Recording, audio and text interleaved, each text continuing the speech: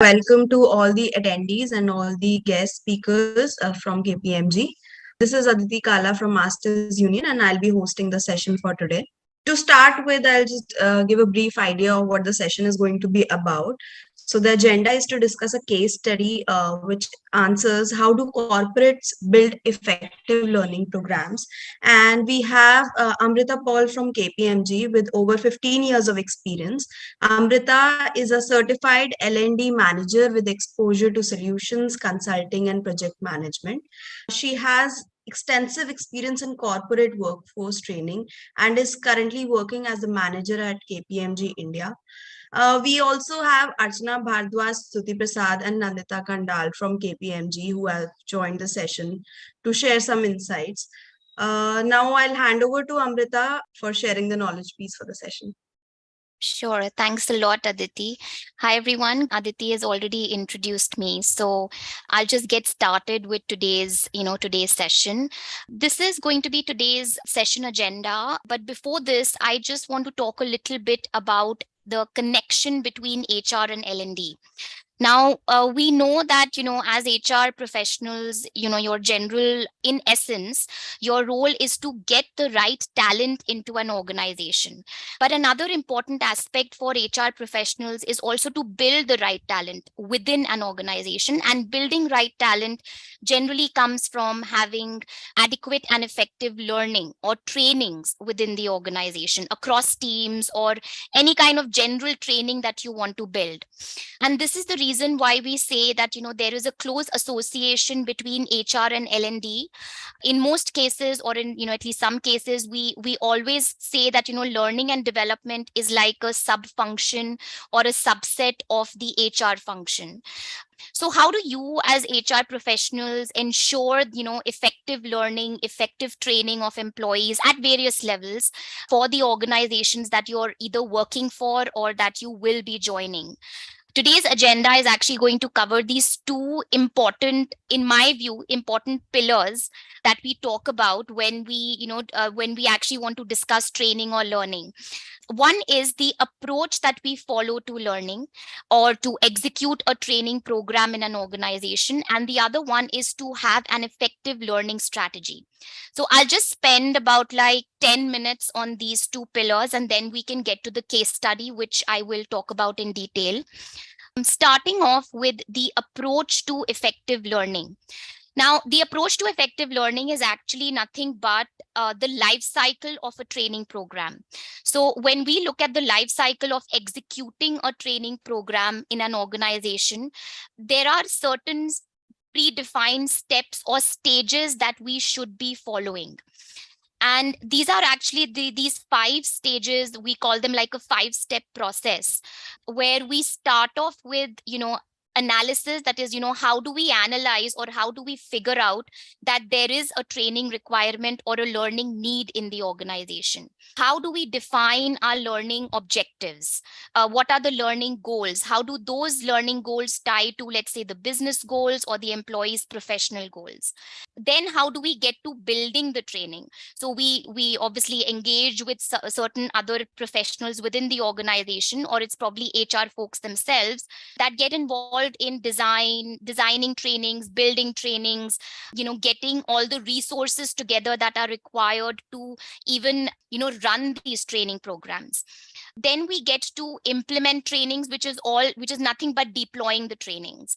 And within an organization, it's this sort of like a whole lot of other factors that are considered over here, that, how do you create that general awareness among employees that, why is training required? Why is learning important? How do you go ahead and schedule trainings? And then, of course, how do you go ahead and roll them out to employees? And the last and most important step in the process is actually evaluate trainings. Now, we generally look at evaluation as, okay, there's a training that is rolled out. We probably get some feedback from, the employees who are the learners, and we try to see, how effective was the training, and then we go ahead and probably work on how to improve it. But the most important aspect of evaluating trainings is, does it actually lead to any kind of improved performance post training, which is not something that we as HR professionals can basically figure out in, like, let's say a week or a month. It's generally a very lengthy process, which can take like 3 months, 4 months, 6 months, depending on the requirement at hand. So it's basically all about figuring out that has the training led to any kind of performance impact on the job. So keeping this 5-step process in mind is going to be very important in, figuring out what is the approach that we as HR professionals should basically either be involved in or should be aware of from a learning execution or training execution perspective. The next pillar that we actually cover is having an effective learning strategy. We have a business strategy, we may have an HR strategy, but we should always have an a learning strategy as well. And that learning strategy comprises 8 key components, which we will cover a little bit about. I'm just going to cover each of these components a little bit in detail for, some better understanding of what we are trying to say. When it comes to an effective learning strategy, the very first thing is identifying our corporate or business level learning objectives. A learning or training requirement does not necessarily have to come from the fact that there is a performance gap in the organization. Even something like a new skill that needs to be built, or probably like a change happening in the organization. Certain other factors can also lead to or trigger a learning requirement, not just that certain set of employees are not performing well and hence we need to reskill them, but we need to be very clear on what is the learning objective that the organization or the business is looking at. Are they looking at improved performance, upskilling people probably to the next level, building future leaders or basically decision makers, aligning with business goals, or driving employee retention?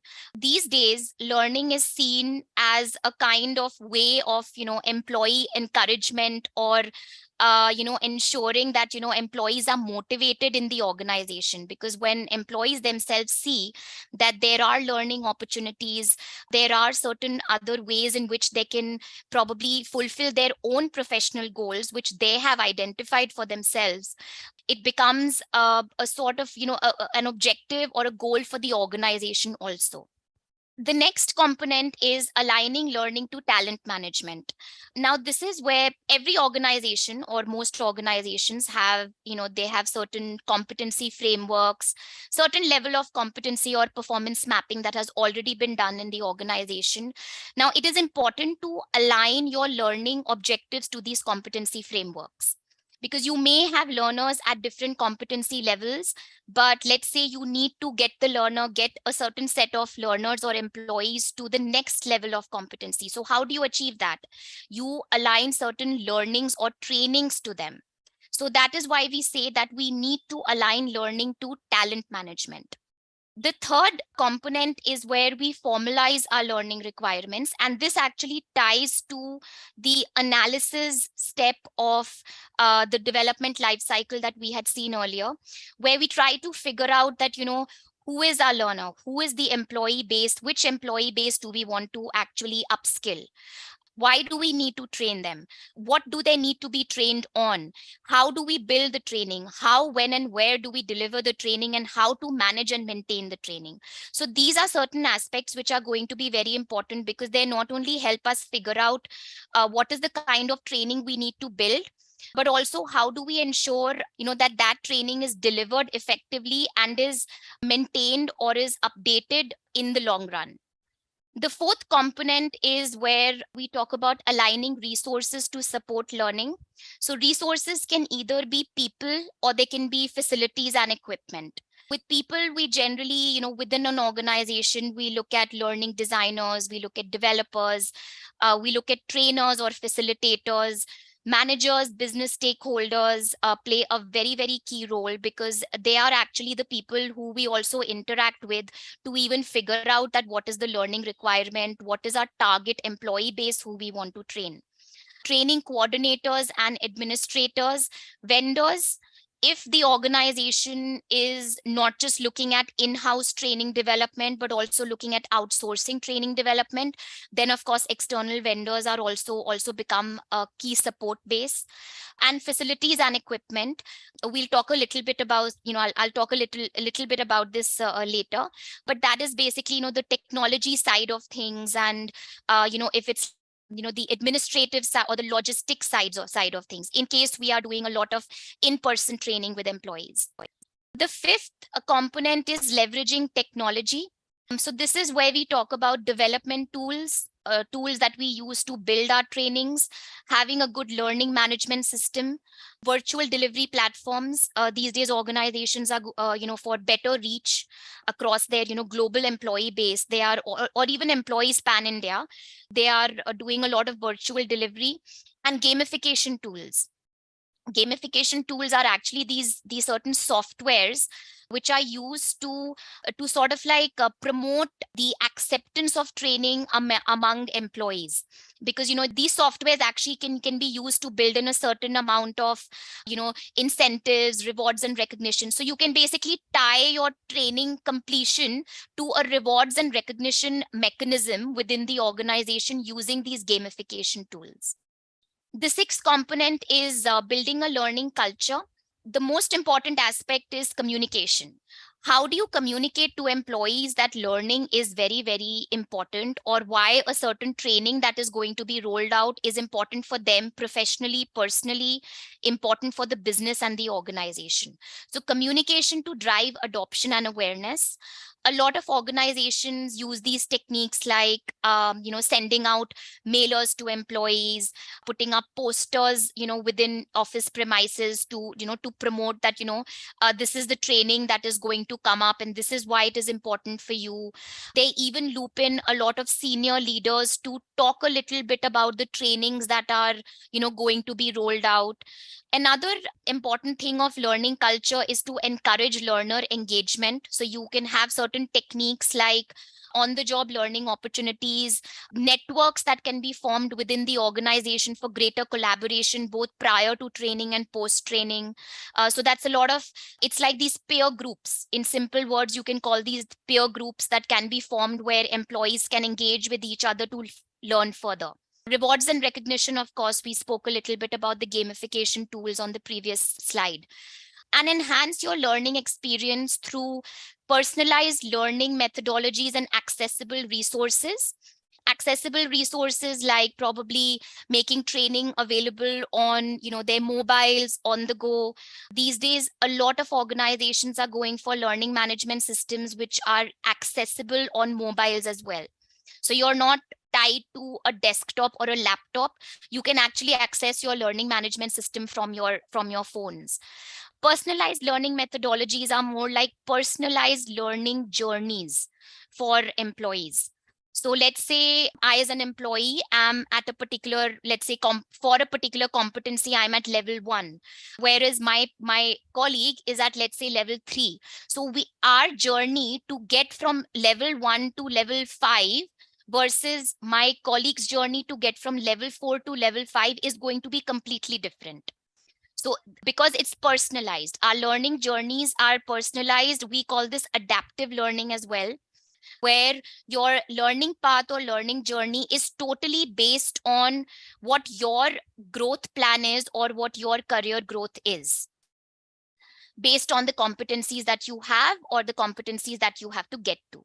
The seventh one is plan and execution approach.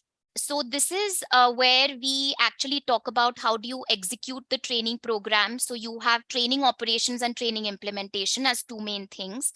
Training operations is communication. We spoke a little bit about it on a previous slide, but it does come under operations essentially, and having training schedules in place.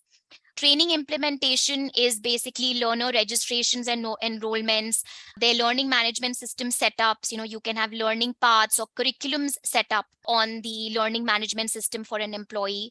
For people who are already experienced in the corporate world, you would see that, whenever you have joined an organization, there are these kind of mandatory compliance, ethics and compliance trainings that you have to go to. Now, you have to go through, I'm sorry. Now, those trainings are already set up in your learning management system as part of your curriculum that you need to complete as a new joiner. So that's more like your new joiner curriculum that you need to complete. So similarly, you can have a similar kind of setup for other training programs as well.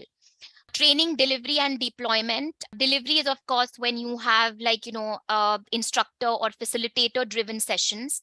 And deployment is generally when you have more of online learning. So they are deployed through the learning management system, or some organizations even go for external digital platforms, which are different from the LMS. The last component is evaluate learning efficacy. This ties to the evaluation part of that 5-step development cycle or process that we had covered. You first of all assess learning retention through assessments, and assessments are always tied to the training programs. But you can also have learner surveys or questionnaires which are rolled out to learners or your employees post training to get feedback from them on how good they thought the training was. On the job employee performance reviews and feedback is also something that I'd mentioned, that post training you can actually spend a couple of months just evaluating the learner's performance on the job in real world projects.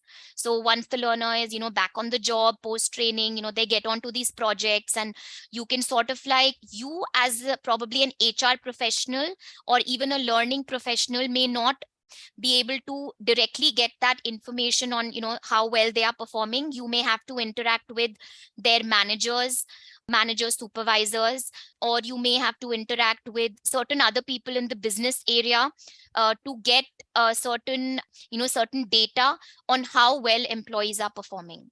You can measure business impact, but this is an area where things like certain business metrics come into play. So the organization should basically may set up certain metrics related to, which basically sort of are connected to the learning or the training in some way, though the metrics will be closely based on the on the job work or the tasks of the employees and how that is leading to better business success.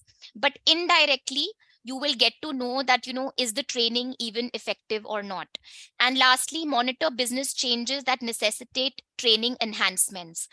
Remember that just rolling out trainings and just getting learner feedback or on the job performance feedback, etc., is not the only thing that is required. What is also required too is to maintain your trainings. So on one previous slide, we spoke a little bit about maintain and manage trainings. This is where it comes into play, where we take whatever feedback and inputs we are getting to ensure that those training programs are enhanced and maintained on an ongoing basis. So do we need to improve our trainings in any way or not is what we talk about in this particular point. Sometimes if trainings are related to compliance and regulatory requirements, then of course they require random updates anyways. Okay, so these are the 8 key components that we talk about when we mention building a learning strategy. What I am going to cover now a little bit in detail is a case study of a training program that aligns to the execution aspect or the development lifecycle aspect and the learning strategy aspect.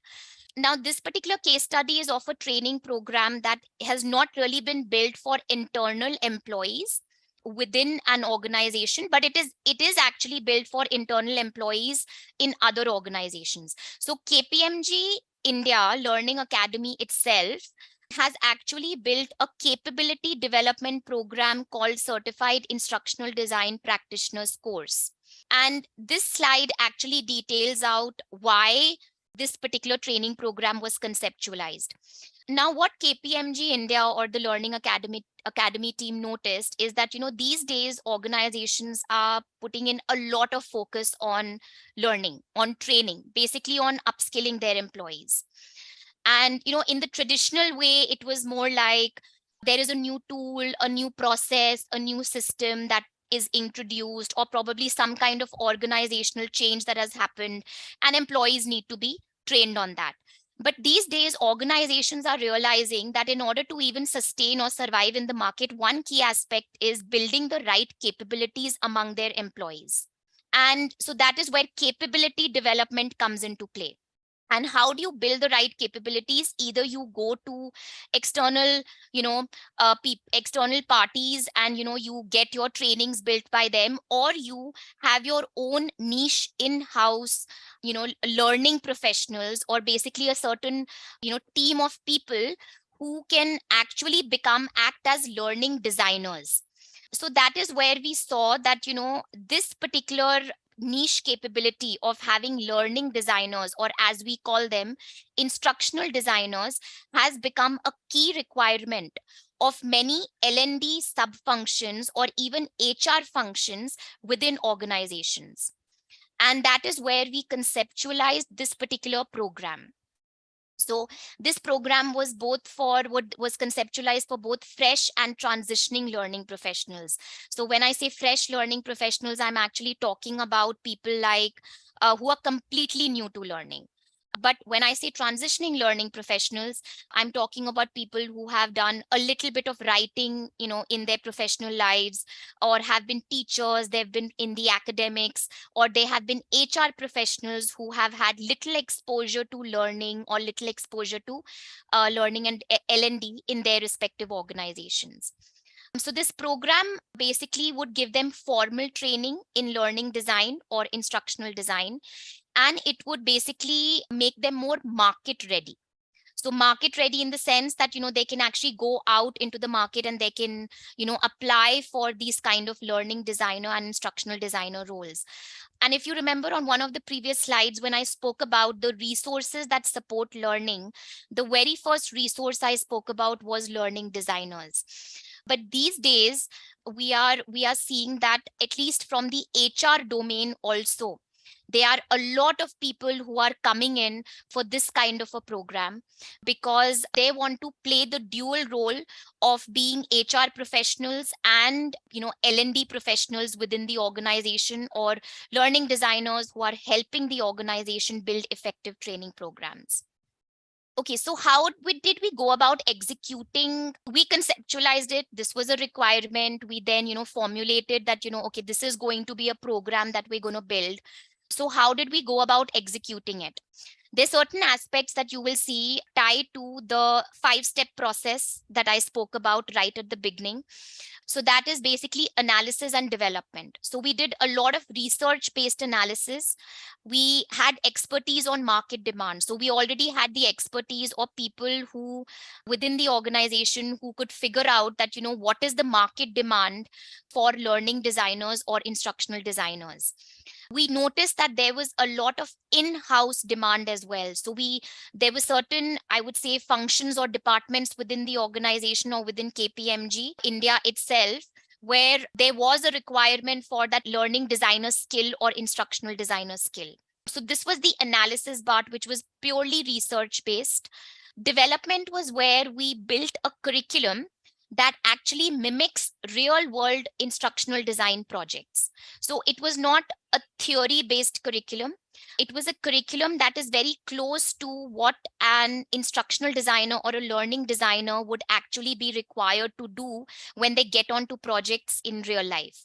And we had the training delivered by experienced practitioners. So people, I myself am one of the, the persons who delivers the training, but we had people who are experienced in the field of learning design and instructional design, people who have had exposure to a lot of corporate learning and development, who would deliver the training. We followed a kind of solution approach, which was a mix of all these pieces that you see here on the slide. There was a lot of conceptual knowledge that was passed on. We gave a lot of hands-on practical experience with a lot of assignments and real life case studies given to learners. Peer-to-peer engagement, self-paced learning, where we gave a lot of self-reading materials, and of course, a KPMG India certification. So we call this a pedagogical solution approach, because it was like a holistic approach that we had followed to deliver the training. Next is, how did we go about generating awareness for this training? We did a lot of social media posts, a lot of Google ads. We had a formal fee structure. And when learners, prospective learners or candidates would actually contact us, or we had a lot of connects, with the sales team to orient them on what the program is about, how it can benefit them. In return, the sales team would also try to understand, like how participants can actually be better aligned to the program. In some aspects, they used to also reach out to us trainers to speak to participants and to understand from them, what are their goals, what do they want to achieve from the training, and to better guide them on how the training can help them. In the implementation part, which is the final execution part, we of course focused on a lot of registrations and enrollments. It's a virtual session, complete virtual session based program. So we got in, we figured out what is the virtual delivery platform we want to use. Once participants are enrolled, we do send them a lot of welcome mailers, a program schedule, and of course we have virtual session delivery.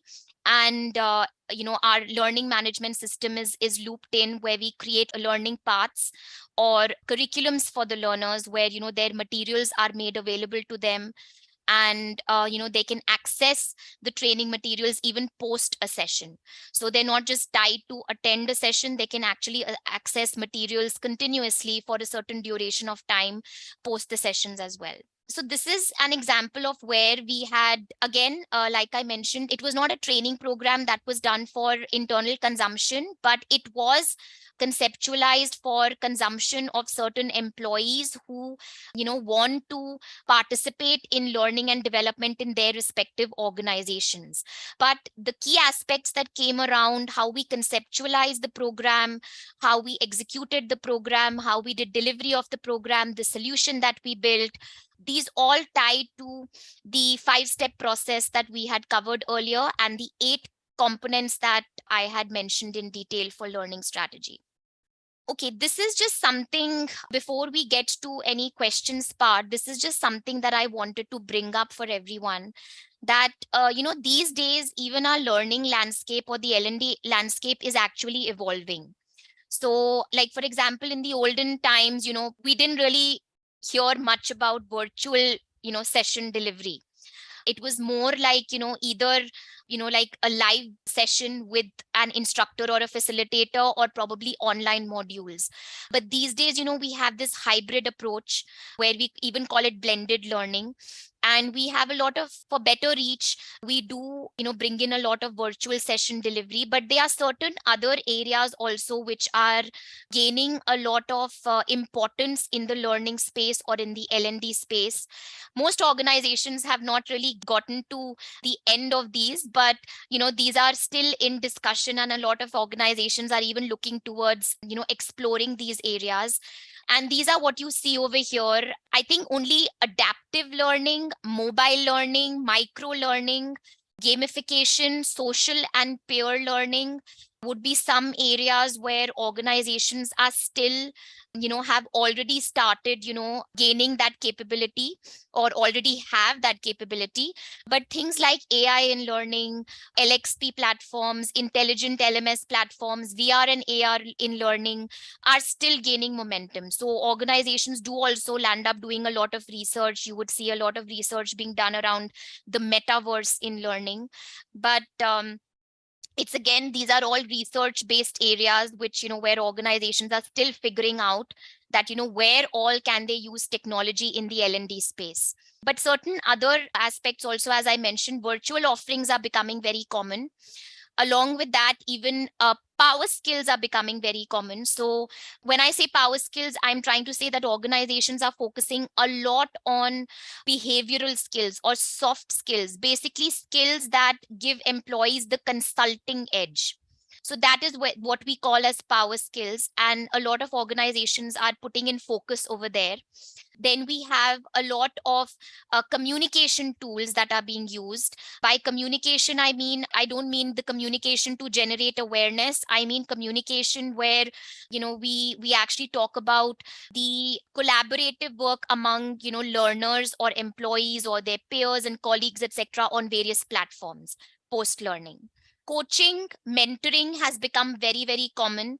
A lot of organizations are building the coaching and mentoring aspect into, their L&D area, where they are saying that, learners or employees do not just need to be made to sit through a training program, but they require ongoing guidance, ongoing mentoring from probably supervisors or certain seniors in their organization itself. So that's why coaching and mentoring is also becoming a very common technique which is being built into L&D programs or learning programs. And lastly, experiential learning. So this is more like experiencing the learning in simple terms, but it's actually what you teach is what you make them experience. So for example, they're not just made to sit through concepts or, like conceptual learning, but they also put in these artificial or simulated setups or scenarios, which again are not, they probably mimic what they might do on the job.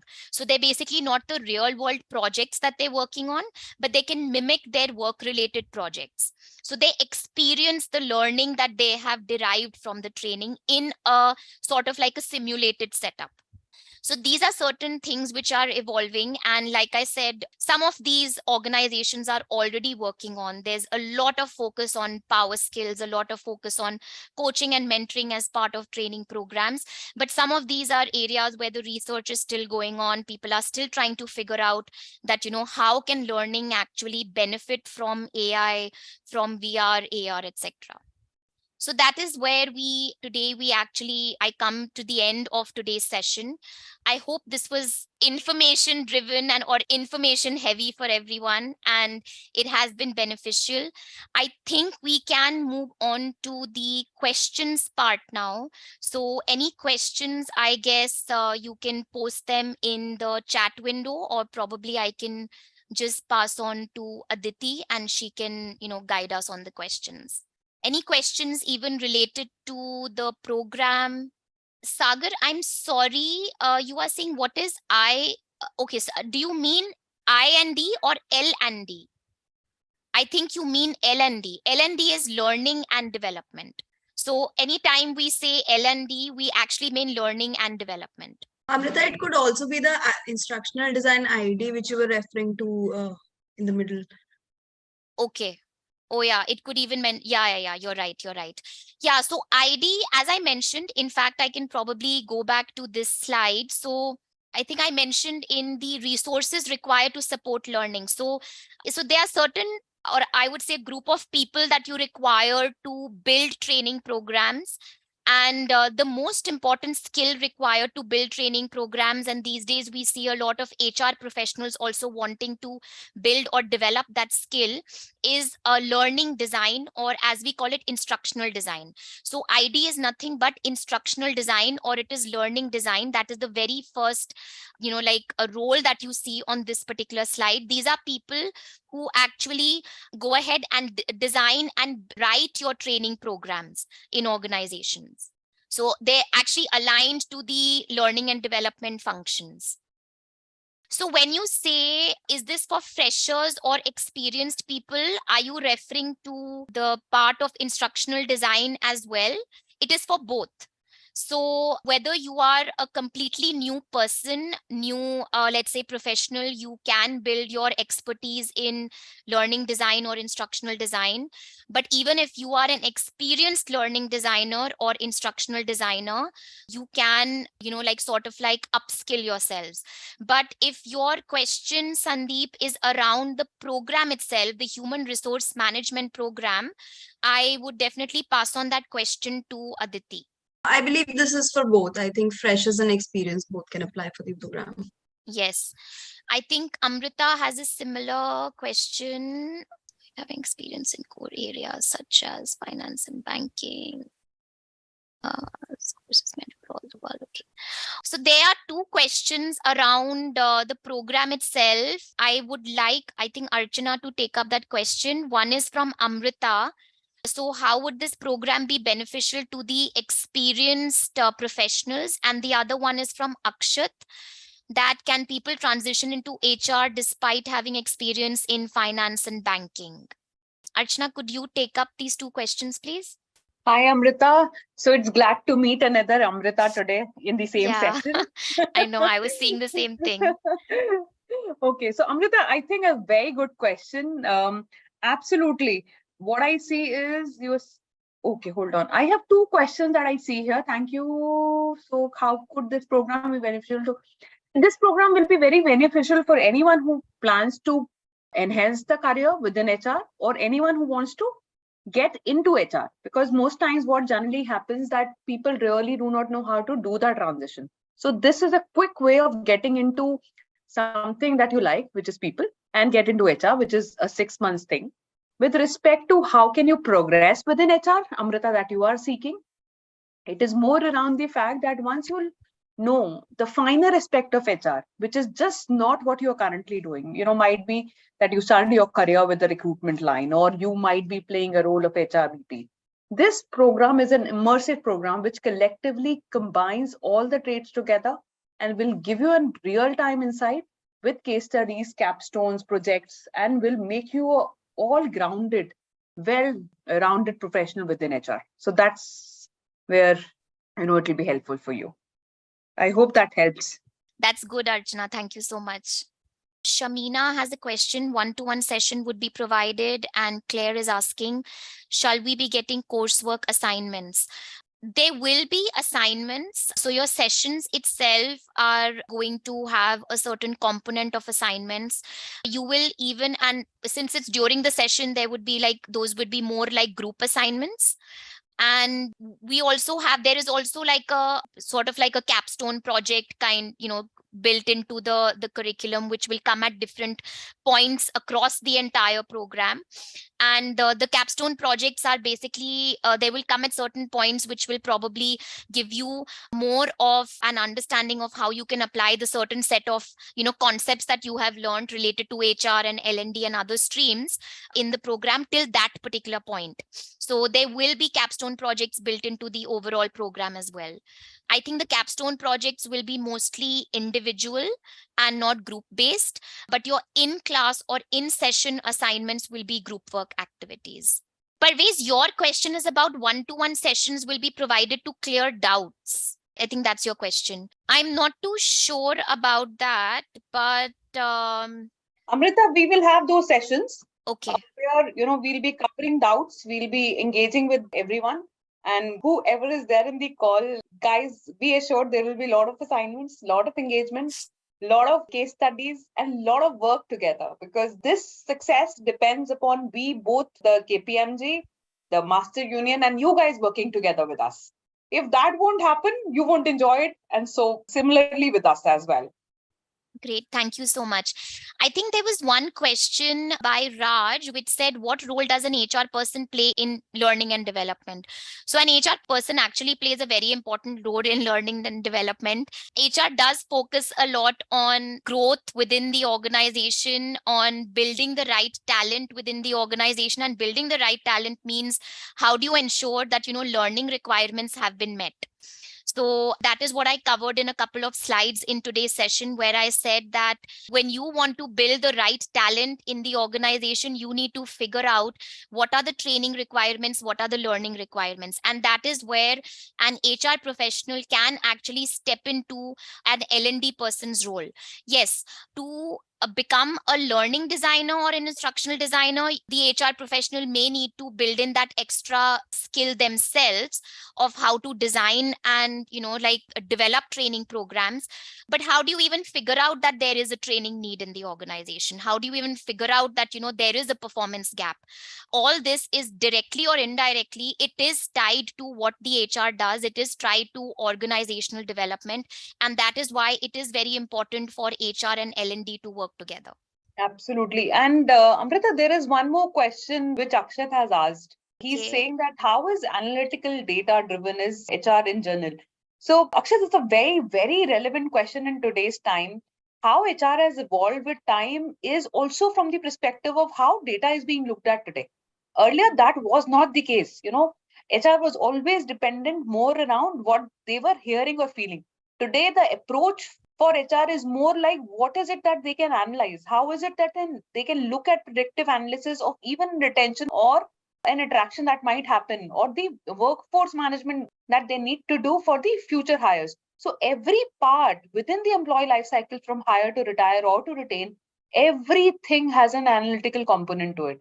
So today you might have heard of empty number of HR driven tools which are basically into predictive analysis, which are basically into analyzing tools, which are basically into business analytics, not just from the HR perspective, but also how HR from the data driven approach is helping business to create better value for employees. So HR has really evolved with time. Okay, one last question from Ms. Srivastava. This is regarding how to any chance of getting placed in KPMG. This question has actually been answered in one of the previous responses by Nandita. That we do, I mean, based on performance across the program, it's basically the top 10% students who may be eligible for an internship with KPMG in India. But again, even then there will be, even for those 10% top performers, there will be a certain evaluation criteria or a certain evaluation method that is rolled out. So there will be further performance evaluation of yours to be considered for the internship.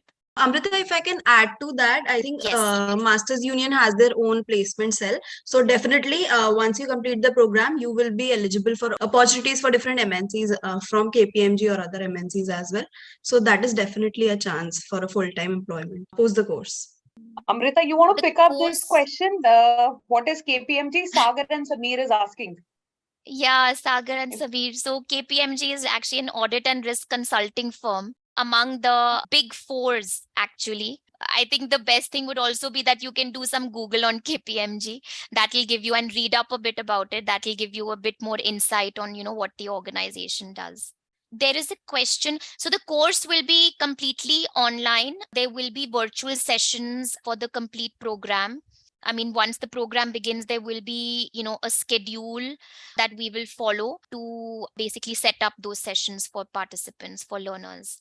Attendance criteria, I'm not too sure. Probably either Aditi or Nandita can take up this question. Is that okay? Yes, according to Masters Union placement policy, if you want any placement, 75% attendance is essential for all these virtual sessions. Shamina, I can assure you, you will have 100% attendance. The course is so interesting that once you will be part of it, you would love to be part of it every time. So we can assure you that. So more of a pull than a push. So I'm sure you will have 100% attendance. I can guarantee. Yeah, and I would definitely like to vouch for that. The kind of curriculum that has been built out for this program is focused on so many aspects. HR, of course, being the most Sameer, critical part of it. Sorry, you were saying something, Archana? Sameer has a question, which type study? So Sameer, if you can elaborate that a little more. And Ankita also is asking courses related to what? Let's just wait for their message. Sameer, could you elaborate little bit on your question where you're saying which type study? It's not very clear right now. Akshat, no, the sessions will be on weekends. So the program itself has been designed for working professionals also. So, you will have your sessions on weekends. So you will be able to attend the classes. Ankita, you have a question. The first question that you've asked is course is related to what? So it is a course in which you are going to understand the in and out of human resources from a very practical aspect, not just what is written in the books, but exactly what happens in the life of a HR professional. That's what we are going to cover. Aditi, I think you have to take this question. How many rounds of interviews will be there for the selection? There's just one round of interview upon which your merit list will be created. Okay. Sahitya has a question. Is there will be a capstone project? Absolutely. Absolutely. That's a very good question and it will be there. I also saw a question from Claire in which she said, is it possible for the foreigners to be part of it? Yes. This is an online course. It is available to everyone across the world. Saturday and Sunday, both, Shamina. Both, right? Archana, I think just two questions are a bit common. So one is, I think Sarvesh who's asking, I've recently completed my MBA and specialized in HR. What is new from this course? And one is by, I think Ankita, who's saying BTech graduates are eligible or only MBA? Any graduate, Yeah. let me start with answering Ankita first. Any graduate, Ankita, is eligible. Anyone who's a working professional is also eligible. Anyone who has done already an MBA is also eligible. Now, how it is different, and if you have already done a post graduation in, like Sarvesh has asked, I'm already a MBA. How is this course different? So, Sarvesh, this is a comprehensive 6 months immersive course. Now, what you would have covered in MBA is not from the practitioner side. What is the difference between what people generally contribute as professors to what we basically doing at Master Union in association with KPMG? Like if you would have seen any doctor when they are part of their studies, when they are doing their MBBS, it so happens that the college is next to a hospital. Why is it so? Is it is because of the fact that they just can't read books and then come over and start operating. You won't like that kind of a doctor. But if you have someone who has done it all, had been trained that way, you'll be fine with it. Similarly, we at KPMG are practitioners, people who had been doing HR in and out for decades now, right? So we are there to be part of this program to teach you exactly practical aspect of HR, what happens truly in the life of an HR professional. So this is what the program is all about. And when I say that, that would typically mean that we'll be touching upon various aspects within the HR. So it will not be just the bookish knowledge. It will be much, much more. The application part of it in a real world corporate Correct. environment. Yeah. So not just focusing on the the concepts and the conceptual part, but basically how those work out in a real world corporate environment. Correct. Samir, Nandita has posted a link which you can click in the chat window, which will tell you about the course fee detail, sorry. I think there was someone else also. I think Ms. Srivastav had also asked about the course fee. So you can refer to the link that Nandita has shared. Great, Claire. Thank you so much. I think all of us as, masters and faculty for the program are also looking forward to interact with all the participants. So thank you so much. Thanks, Sarvesh. Thank you. Thank you, Mehak. You're welcome, Anjali. Thank you, Ashwini. All right, if there are no further questions, I think we can wind this up. Thank you, the attendees, and a special thanks to Amrita, Archana, Stuti, and Nandita for enlightening us on the course. Looking for a really fruitful collaboration ahead with Masters Union and KPMG for this course. Thank you. Thank you, everyone. And we look forward to interacting with everyone during the sessions. Thanks a lot.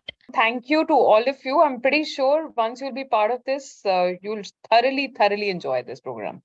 That we can assure.